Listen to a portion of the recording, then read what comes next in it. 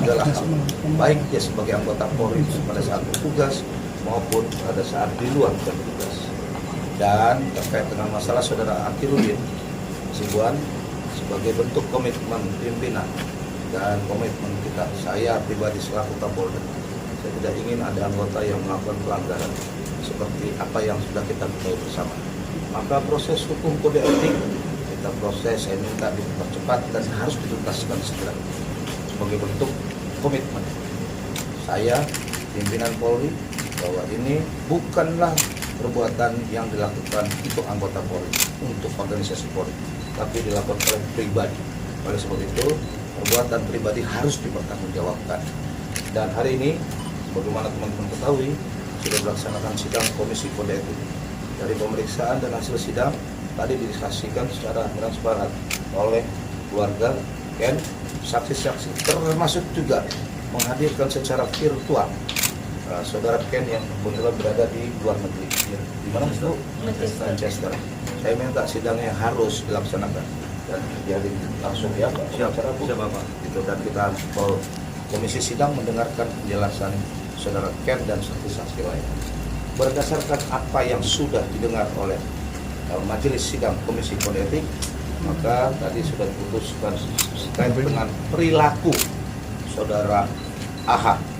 Saudara AH yang ada pada saat kejadian tersebut, di mana dia adalah sebagai seorang anggota Polri yang tidak sepantasnya dan tidak seharusnya membiarkan kejadian itu ada di depan matanya. Ya, dia seharusnya harus bisa menyelesaikan dan mampu melerai kejadian tersebut. Tapi dari fakta dan pemeriksaan dari Komisi Sidang Kode Etik melihat tidak dilakukan apa yang seharusnya dan sepantasnya dilakukan. Berdasarkan pertimbangan itu, teman-teman sekalian, tadi Pak Kadif Propam dan Komisi Sidang sudah memutuskan bahwa perilaku saudara AH itu melanggar kode etik profesi Polri dengan pasal yang dipersangkakan dan diterapkan terbukti adalah pasal 5, pasal 8, pasal 12, ya, pasal 13 juga, ya, dari peraturan Perpol nomor 7 tahun 2022. Apa sanksinya? Apa yang disebutkan sana? Bahwa yang dilakukan perbuatan saudara AH itu melanggar etika kepribadian yang pertama. Yang kedua, melanggar etika kelembagaan dan etika kemasyarakatan. 3 etika itu dilanggar dan terpaksakan sehingga Majelis Komisi Kode Etik memutuskan pada saudara AH untuk dilakukan pemberhentian tidak dengan hormat. Itu sebagai bentuk keseriusan dan saya tidak mau mencampuri prosesnya, tapi Komisi Kode Etik memproses memfaktakan itu dari proses sidang yang dilaksanakan hari ini. Teman-teman sekalian, pada kesempatan saat ini saya ingin menyampaikan bahwa pimpinan Polri atau Kapolri, saya tidak pernah bermain-main untuk tidak memproses setiap hal-hal yang menyangkut penyimpangan yang dilakukan oleh anggota. Ini sebagai bentuk keseriusan dan sebagaimana teman-teman ketahui, terhadap saudara AH saat ini juga sedang berproses pidana umum, ya, pidana umum, ya. Kita tunggu saja prosesnya, insya Allah dalam waktu dekat. Pidana umum pasal 304, 5556 KUHP, teman-teman sekalian, karena keberadaannya pada saat kejadian tersebut, baik itu turut serta melakukan ataupun tidak, atau membiarkan orang yang seharusnya ditolong pada saat itu.